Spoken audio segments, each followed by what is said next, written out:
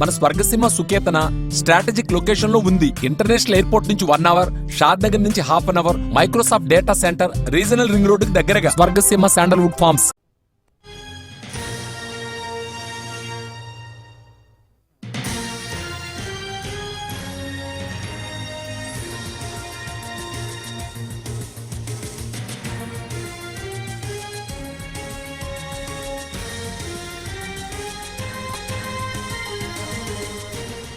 Telangana group 2 పరీక్ష వాయిదా పడే అవకాశం కనిపిస్తోంది. షెడ్యూల్ ప్రకారం జనవరి 6-7 తేదీల్లో పరీక్షలు జరగాల్సి ఉంది. కానీ ఇప్పటి వరకు పరీక్షకు ఎలాంటి ఏర్పాట్లు చేయలేదు పబ్లిక్ సర్వీస్ కమిషన్. చైర్మన్ సహా పలువురు సభ్యులు రాజీనామా చేయడంతో గ్రూప్ 2 పరీక్ష నిర్వహణపై సందిగ్ధత నెలకొంది. ఇప్పటికే 2 సార్లు వాయిదా పడింది గ్రూప్ 2 పరీక్ష.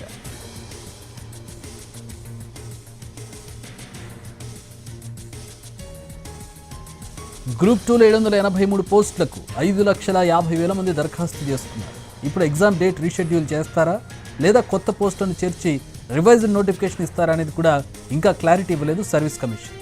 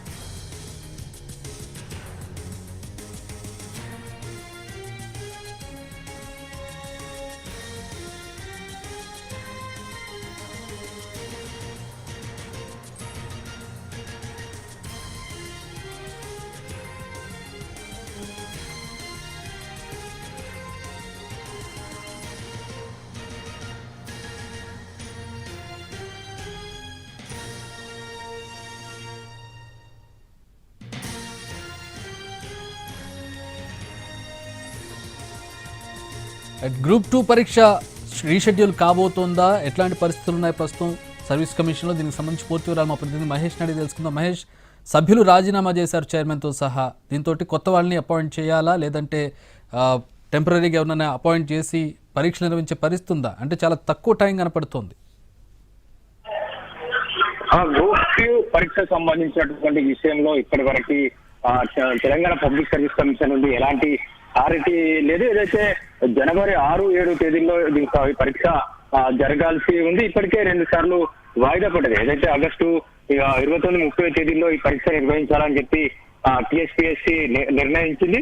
అయితే టీఎస్పీఎస్సీ నిర్ణయానికి వ్యతిరేకంగా చాలా ఎంట్రన్స్ ఎగ్జామ్స్ ఉన్నటువంటి నేపథ్యంలో వీటిని వాయిదా వేయాలని చెప్పి గ్రూప్ 2 అభ్యర్థులు ఆందోళన వ్యక్తం చేశారు. టీఎస్పీఎస్సీ ముందు పెద్ద ఎత్తున ఆందోళన కూడా చేసినటువంటి నేపథ్యం. ఇందులో ఈ సందర్భంగా గ్రూప్ 2 అభ్యర్థుల యొక్క ఆందోళనను పరిలోకి తీసుకున్నటువంటి ప్రభుత్వం కానీ టీఎస్పీఎస్సీ కానీ ఆ గ్రూప్ 2 ఎగ్జామ్ ని ఆగస్టు 29-30 తేదీలో కాకుండా నవంబర్ 2-3 తేదీలో నిర్వహించాలని చెప్పేసి నిర్ణయం తీసుకోవడం జరిగింది. అయితే నవంబర్ 2-3 తేదీల్లో పరీక్షకు సంబంధించినటువంటి ఏర్పాట్లు జరుగుతున్నటువంటి ఈ సమయంలోనే అసెంబ్లీ ఎన్నికలకు సంబంధించినటువంటి